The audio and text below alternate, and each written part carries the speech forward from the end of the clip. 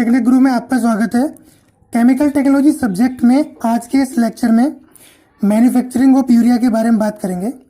Urea की manufacturing process से पहले यूरिया की कुछ बेसिक इन्फॉर्मेशन, जैसे कि यूरिया एक उर्वरक है और उसमें भी ये एक कार्बनिक उर्वरक है जिसको कार्बामाइड भी कहा जाता है। और इस कार्बामाइड में अमीन ग्रुप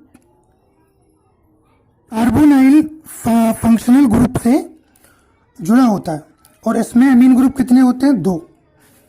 ठीक है, कार्बोनाइल फंक्शनल ग्रुप से 2 अमीन ग्रुप इसमें जुड़े होते हैं, इसलिए इसको कार्बामाइड भी कहते हैं। और यूरिया नाइट्रोजन का एक महत्वपूर्ण स्रोत है जिसमें 46% नाइट्रोजन होती है और ये पहला कार्बनिक यौगिक है जिसको प्रयोगशाला में बनाया गया।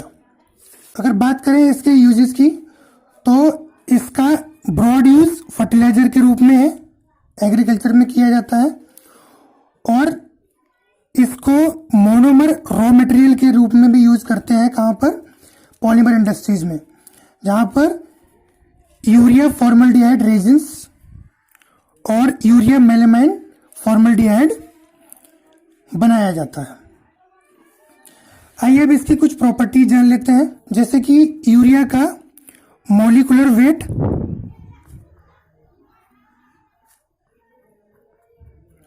60.05 ग्राम पर मोल होता है। मेल्टिंग पॉइंट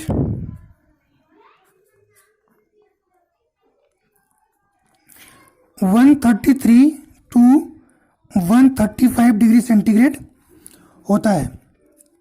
इसकी डेंसिटी 1.32 ग्राम पर सेंटीमीटर क्यूब होती है। इसकी अपीयरेंस, ये वाइट क्रिस्टलाइन होता है और कलरलेस भी इसको बोला जाता है।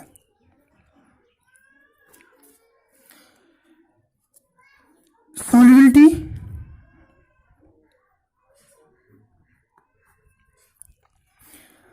ये सॉल्युबल होता है वाटर में,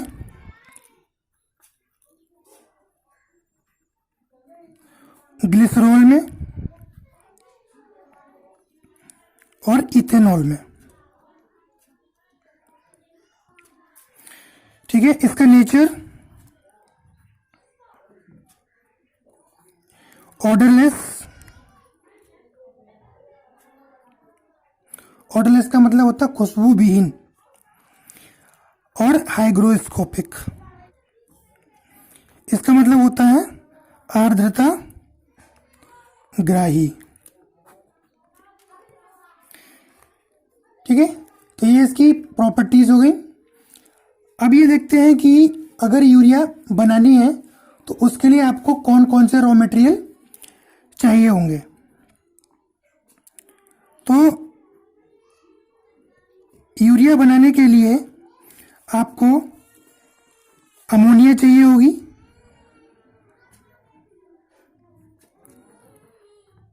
और वो भी कैसी? Liquefied.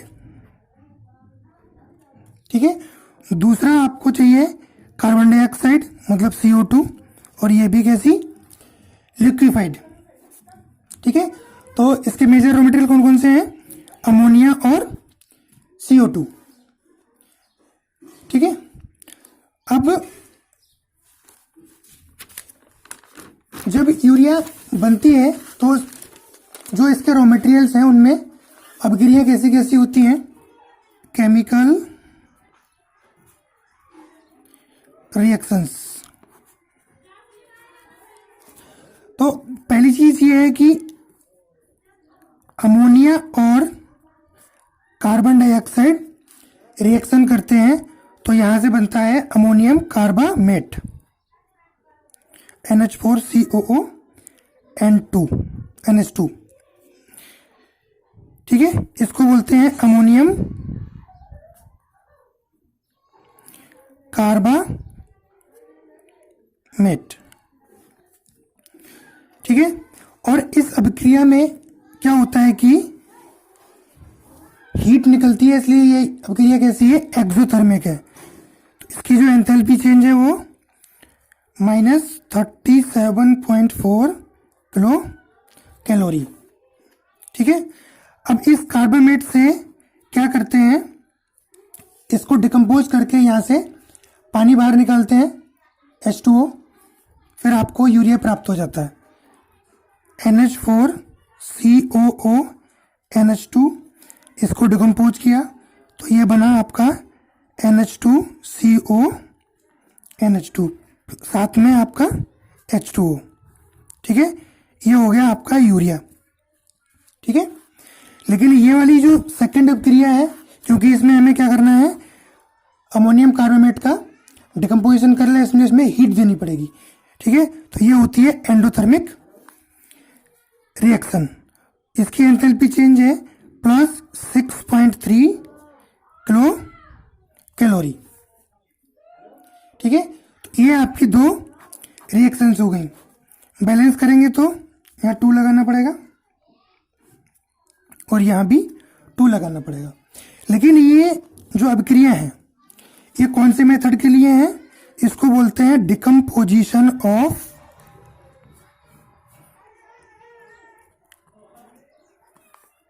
Ammonium carbamate, ammonium carbamate, ठीक है। हम इसी मेथड का यूज कर रहे हैं यूरिया को बनाने के लिए। कौन सा, डिकम्पोजिशन ऑफ अमोनियम कार्बामेट, जिसकी ये रिएक्शंस हैं, ठीक है। अब इसमें एक साइड रिएक्शन भी होती है,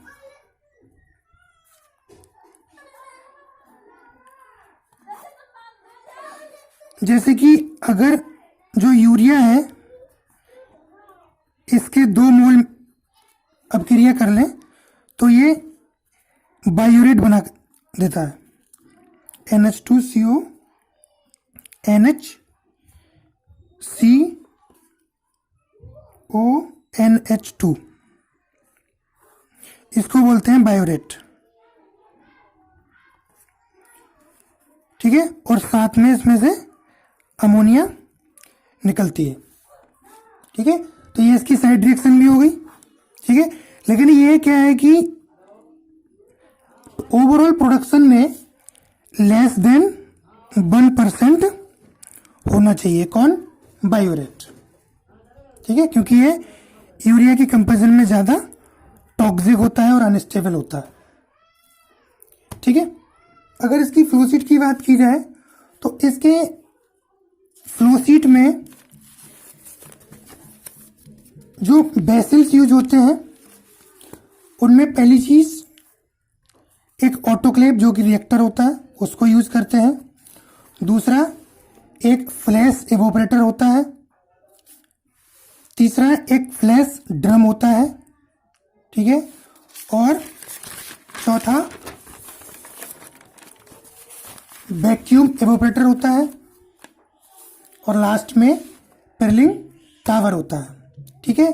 तो इन सारे वेसल्स का हम देख लेते हैं कि कौन कौन से प्रोसेस इनके अंदर होते हैं।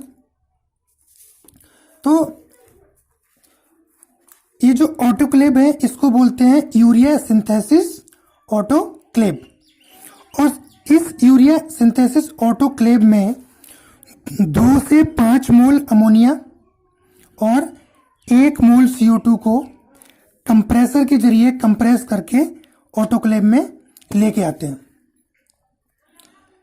ठीक है। और इस ऑटोक्लेव का जो टेम्परेचर है वो 170 से 190 डिग्री सेंटीग्रेड तक होता है और प्रेशर 100 से 120 ATM होता है, ठीक है। अब इसके अंदर जो मिश्रण रहता है, मतलब जो अभिकारक इसके अंदर रहेंगे उनका रेजिडेंस टाइम कितना होता है, 1.5 से 2 आवर तक, इसके अंदर वो रहते हैं, ठीक है। फिर क्या होगा कि अमोनिया और CO2 आपस में अभिक्रिया करके अमोनियम कार्बोनेट बना देंगे, ठीक है। और कुछ अमोनिया और CO2 अनरिएक्टेड यानी अवशेष भी रह जाती है। और एक मोस्ट इंपोर्टेंट चीज, ये जो ऑटोक्लेव है इसके बाहर वाटर जैकेट रहती है, ठीक है। और इस वाटर जैकेट का काम है इसमें ठंडा पानी मतलब कूलिंग वाटर देना, क्योंकि जो अभिक्रिया है अमोनिया और CO2 की, ठीक है, जिससे अमोनियम कार्बोनेट बनता है, वो कैसी है, एक्सोथर्मिक रिएक्शन है। तो उस हीट को कंज्यूम करने के लिए यहाँ पर ऑटोक्लेव के बाहर वाटर जैकेट रहती है, ठीक है। तो ये कुछ इंफॉर्मेशन हो गई किसकी, ऑटोक्लेव की, जो ऑटोक्लेव के अंदर प्रोसेस होती है उसकी, ठीक है। अब यहां से जो आपको उत्पाद प्राप्त होगा, मतलब जो प्रोडक्ट प्राप्त होगा, ठीक है, उसको हम लेके जाएंगे कहां पर, फ्लैश एवोपरेटर में, ठीक है। तो अब फ्लैश एवोपरेटर में क्या होगा, ये जो फ्लैश एवोपरेटर है ये एक विशेष प्रकार का एवोपरेटर होता है जिसमें गैस लिक्विड सेपरेटर के साथ साथ कंडेंसर भी लगा होता है, ठीक है। देखिए ये कंडेंसर है, ठीक है, और इसी में ही क्या होगा, गैस लिक्विड सेपरेटर भी लगा होगा, ठीक है। तो जो ऑटोक्लेव से आपको मिक्सचर प्राप्त हो रहा था, अब वो फ्लैश एवोपरेटर में आने के बाद में क्या होगा, उसमें से अनरिएक्टेड अमोनिया और CO2 है और कुछ उसमें वाटर भी रहेगा। तो उसके इस मिक्सचर को हम क्या कर देते हैं, रिसाइकल कर देते हैं, ठीक है। और रिसाइकल करने के बाद वापस उसको लाएंगे कहाँ, ऑटोक्लेव में, ठीक है। बाद में जब फ्लोशीट बताएंगे तो ये सारे जंक्शन को जोड़ के हम क्लियरली समझाएंगे कि ये कैसे कैसे होता है। अभी तो केवल एक छोटे छोटे पार्ट्स को ले लिया है, ठीक है। और इस फ्लैश ड्रम में 40 टेम्परेचर रहता है और 27 ATM प्रेशर रहता है, ठीक है। तो इस फ्लैश एवोपरेटर में क्या हुआ कि जो आपका अनरिएक्टेड अमोनिया और CO2 और कुछ वाटर था उसको हमने सेपरेट करके रिसाइकल कर दिया, ठीक है। और जो कंडेंसर है वो क्या करेगा, जो मटेरियल है उसको कुछ कंडेंस भी करेगा, उस कंडेंसेट को क्या किया, वापस रिसाइकल कर दिया उसी मिक्सचर के साथ, ठीक है। अब यहां से जो आपको प्रोडक्ट प्राप्त होगा उसको हम लेके जाएंगे एटमॉस्फेरिक फ्लैश ड्रम में। तो ये फ्लैश ड्रम में जो मिक्सचर फ्लैश एवोपरेटर से आया है, इसमें क्या होता है कि गैस लिक्विड सेपरेशन होता है, ठीक है। मतलब ये फ्लैश ड्रम का काम क्या रहता है, गैस लिक्विड को सेपरेट करना, ठीक है। और इस फ्लैश ड्रम को एटमॉस्फेरिक फ्लैश ड्रम भी कहता है, क्योंकि यहाँ पर जो प्रेशर रहता है वो कितना रहता है, 1 ATM, ठीक है। इसलिए इसको एटमॉस्फेरिक फ्लैश ड्रम भी कह देते हैं, ठीक है। तो जब फ्लैश एवोपरेटर से प्राप्त मिक्सचर को ये गैस और लिक्विड में सेपरेट कर रहा है तो क्या होगा, देखिए यहां से अमोनिया और CO2 ऑफ गैस के रूप में अलग हो जाएगी और उसको हम रिसाइकल करके वापस ऑटोक्लेव में भेज देंगे, ठीक है। और इस अमोनिया और CO2 ऑफ गैस को कुछ बाय प्रोडक्ट बनाने के लिए भी यूज किया जा सकता है, जैसे कि अमोनियम नाइट्रेट और अमोनियम सल्फेट, ठीक है। तो अब इस फ्लैश ड्रम के बाद में हमें क्या होगा कि 80% एक्वस यूरिया सॉल्यूशन प्राप्त होगा फ्लैश ड्रम के बाद, ठीक है। इसमें से जितनी भी ऑफ गैसेस थी, एक्सेस गैस थी, उसको हम बाहर कर देंगे। अब देखिए प्रेशर कितना है, यहाँ पर 1 ATM है, इसलिए वो लो प्रेशर पे बाहर निकल जाएंगी, ठीक है। और एवोपरेटर में क्या था, प्रेशर कितना था, 27 एटीएम था। ठीक है, तो यहाँ से जो भी मटेरियल बाहर निकलेगा, मतलब जो भी गैसेस बाहर निकलेंगी उसका प्रेशर ज़्यादा होगा, इसलिए उनको हाई प्रेशर रिसाइकिल सॉल्यूशन कह देते हैं। ठीक है, लेकिन ये रिसाइकिल होकर जाएंगे कहाँ, ऑटोक्लेव में। ठीक है, इस वाले जंक्शन में उनको जोड़ दिया जाएगा। ठीक है, तो अब हमारा काम क्या है कि जो 80% सॉल्यूशन है इसको हम कहाँ ले जाएंगे, वैक्यूम एवोपरेटर में। तो ये जो वैक्यूम एवोपरेटर है इसमें जो प्रेशर है वो कितना रहता है, 60 mmHg रहता है। ठीक है, और टेम्परेचर 135 डिग्री सेंटीग्रेड रहता है। ठीक है, ये लाइन है, ये लाइन कहाँ से आ रही है, फ्लैश ड्रम से। ठीक है, तो इस वैक्यूम एवोपरेटर में 80% यूरिया के जलीय विलयन को लाया जाता है। ठीक है, टेम्परेचर 135 डिग्री सेंटीग्रेड रहता है और प्रेशर कितना रहता है, 60 mmHg रहता है।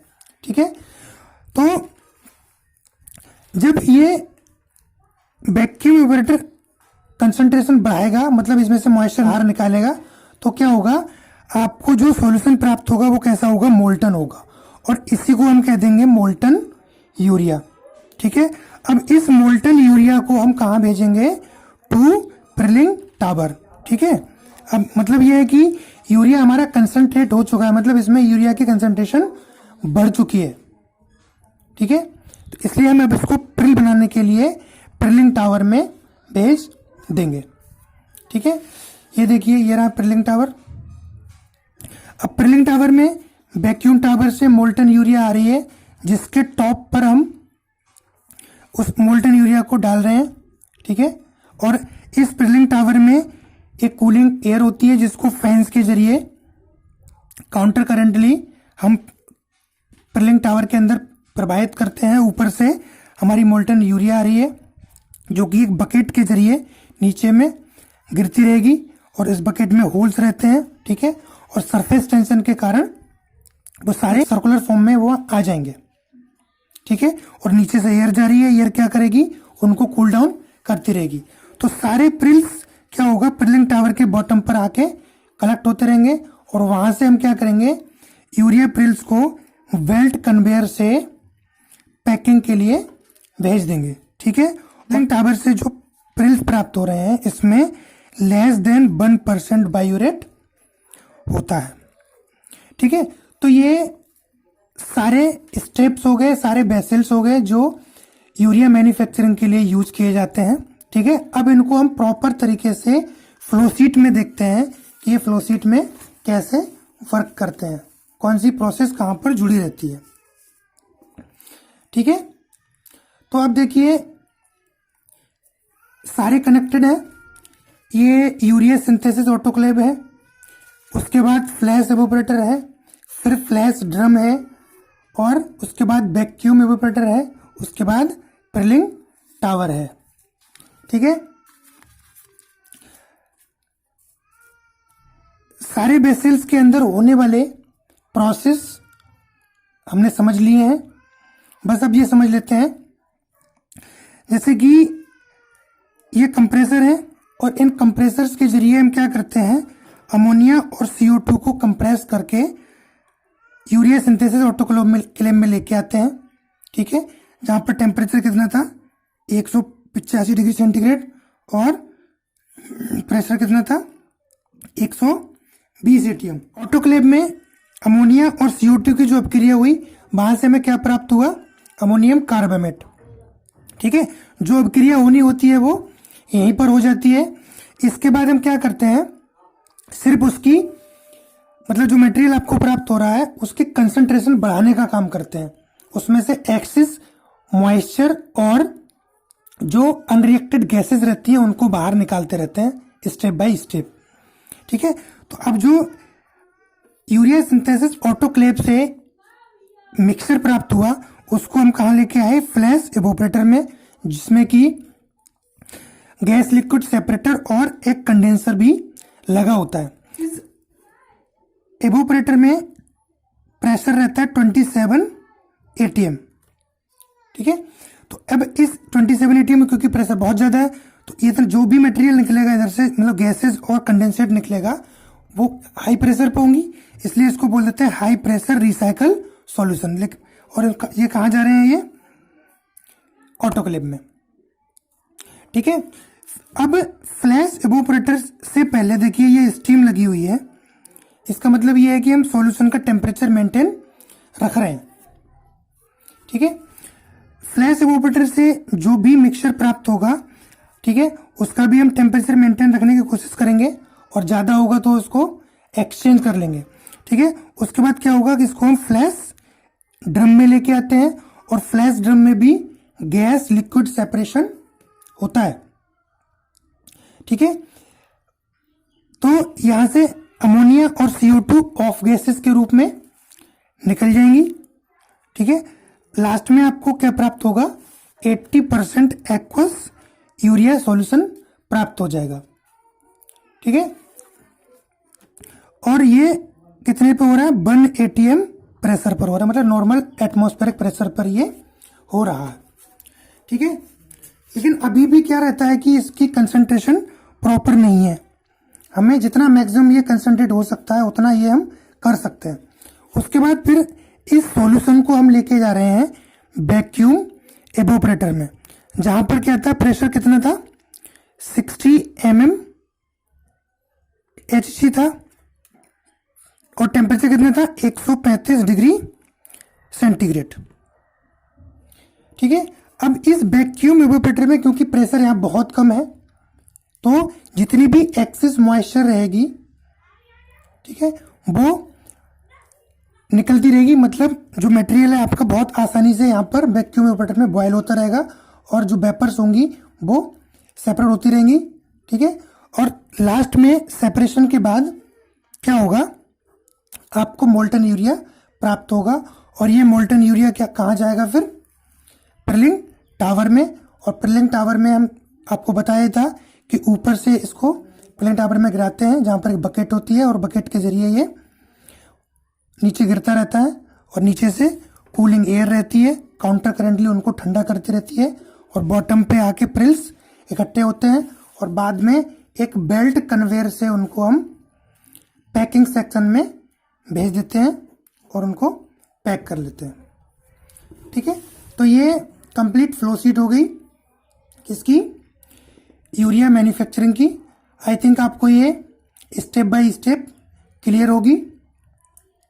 ठीक है, यहाँ से देखिए फ्लैश ड्रम से जो अमोनिया और CO2 ऑफ गैसेस के रूप में निकल रही हैं, और इनका प्रेशर भी कम है, तो इनको हम लो प्रेशर गैसेस के रूप में वापस या तो रिसाइकल कर लें, या फिर इनको हम कुछ बाई प्रोडक्ट बनाने के लिए भी यूज कर सकते हैं, जैसे कि अमोनियम नाइट्रेट या फिर अमोनियम सल्फेट। ठीक है, फ्लो शीट को समझने के बाद आइए अब इसकी जो कंप्लीट प्रोसेस डिस्क्रिप्शन है उसको स्टेप बाय स्टेप एक बार लिखकर समझ लेते हैं, इससे आपको और अच्छे से क्लियर होगा। पहली चीज हमने क्या देखी कि 2 से 5 मोल लिक्विड अमोनिया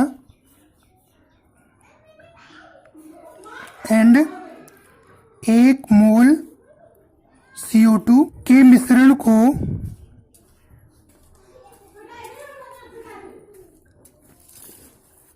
को ऑटोक्लेव में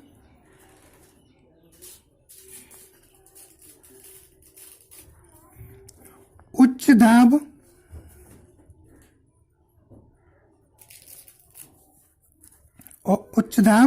और कितना था, 100 से 120 ATM तथा उच्च ताप कितना था, 170 से 190 डिग्री सेंटीग्रेड पर गर्म किया जाता है।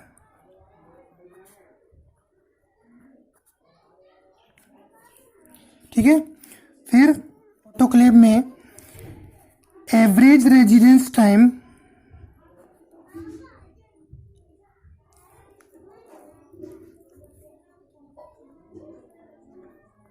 1.5 से 2 आवर्स तक होता है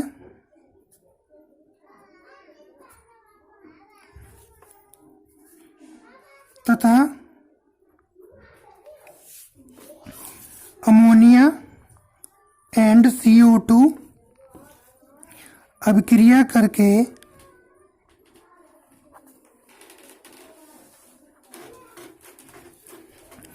अमोनियम कार्बामेट बनाते हैं तथा कुछ अमोनिया और CO2 अनरिएक्टेड भी रह जाते हैं, अनरिएक्टेड भी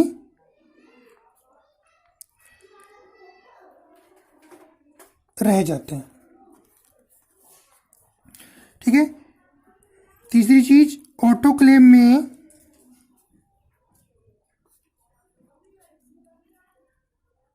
दोनों तरफ वाटर जैकेट होती है जिसमें कूलिंग वाटर से ऊष्मा अवशोषित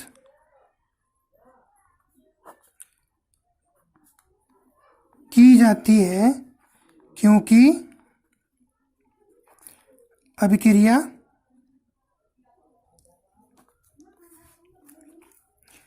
एक्सोथर्मिक होती है।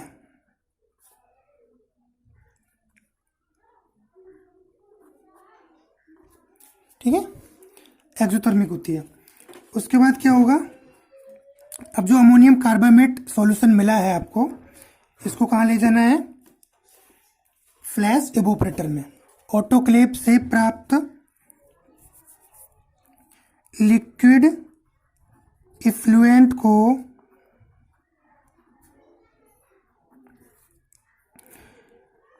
(27 ATM पर एक विशेष प्रकार के फ्लैश इवेपोरेटर में ले जाते हैं जहां पर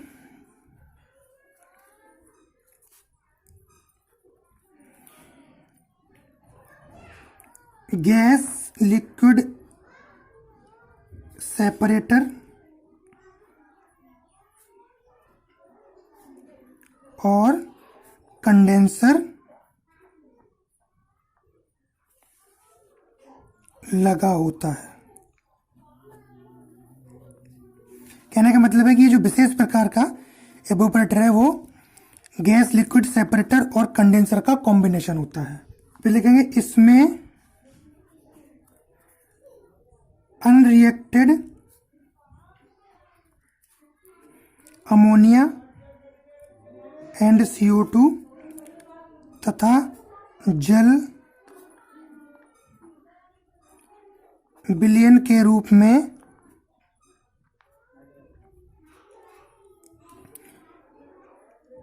पुनः रिसाइकल कर लिया जाता है।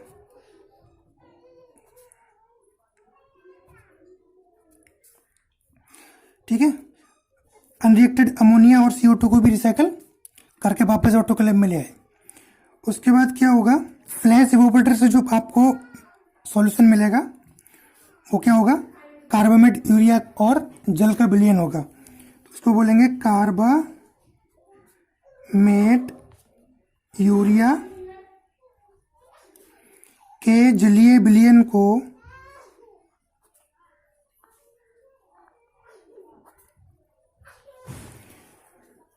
वायुमंडलीय फ्लैश ड्रम में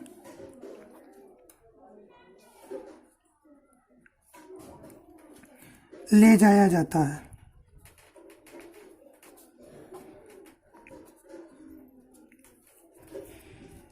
फ्लैश ड्रम में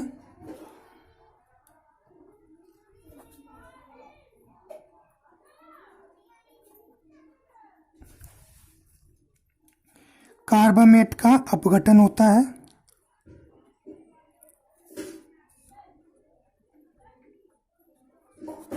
मतलब डिकम्पोजिशन।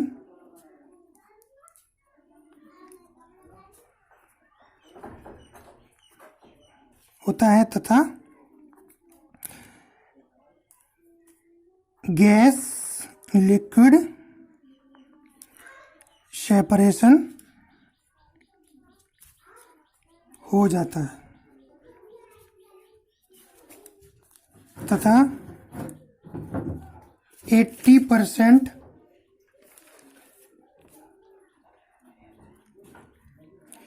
यूरिया का जलीय विलयन प्राप्त हो जाता है। इसके बाद क्या होगा? फ्लैश ड्रम से प्राप्त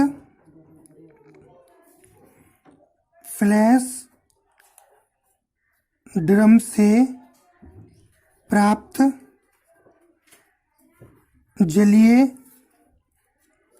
विलयन कितना था? 80% को वैक्यूम इवेपोरेटर में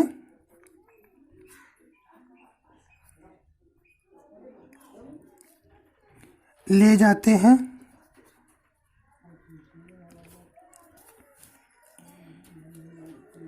जहां पर मोल्टन यूरिया प्राप्त हो जाती है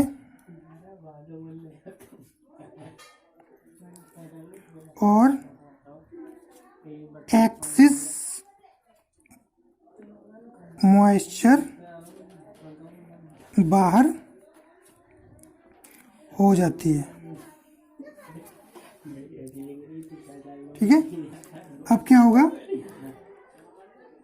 मोल्टन यूरिया को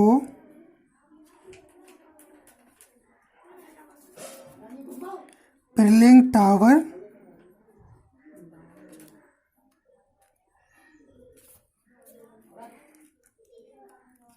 में ऊपर से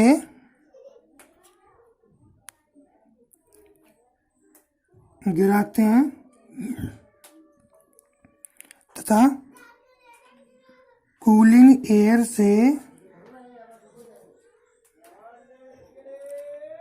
कूल होकर प्रिल्स प्राप्त हो जाते हैं।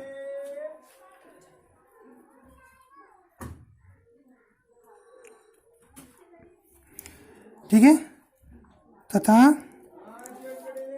प्राप्त प्रिल्स को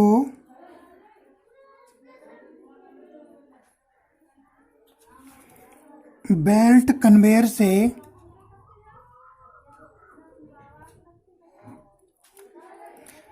पैकिंग के लिए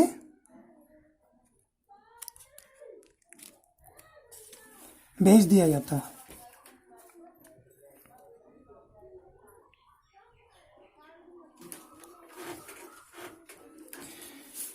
ठीक है, तो ये सारे स्टेप हो गए ऑटोक्लेव से लेके पिरलिंग टावर तक।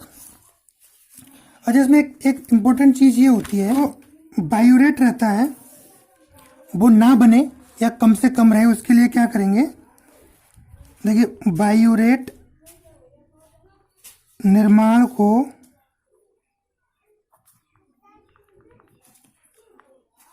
रोकने के लिए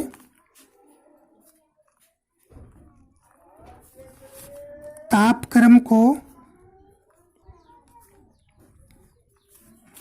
यूरिया के मेल्टिंग पॉइंट से कुछ अधिक रखते हैं। यूरिया के मेल्टिंग पॉइंट से कुछ अधिक रखते हैं। ठीक है, तो ये कंप्लीट डिटेल हो गई। आई थिंक ये आपको क्लियर है। फ्लो शीट और कंप्लीट प्रोसेस डिस्क्रिप्शन, इसको अच्छे से आप समझ लें। थ्योरी ले लें आप इसकी, इससे आप अपने नोट्स बना लें।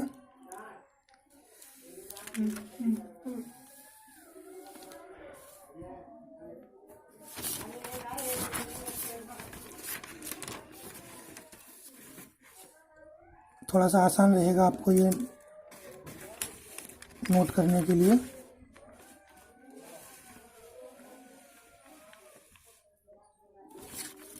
ये इसकी फ्लो शीट है।